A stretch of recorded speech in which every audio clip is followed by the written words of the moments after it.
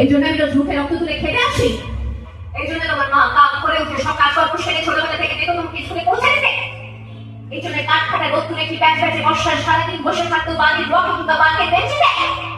তারপর ছুটি হতে ফির বাঁচাতে মিনিবাস ছেড়ে অবলাদের ওই খারাপ মেজাজ সহ্য করে বাড়ি এসে না আপনি অবাক তোমার পরে গিয়ে বসে পড়তো।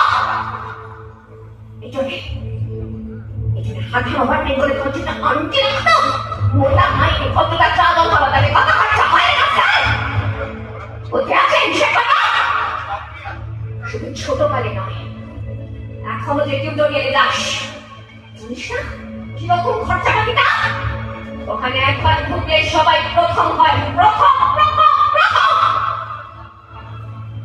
কারো অধিকার নেই দ্বিতীয় হওয়ার। লোকে দাস দেখতে পাস না? কত সব বড় বড় বাড়ি ওপারে, কত সব গাড়ি আসে, ওই গাড়ি পাশে পাশে না পাশে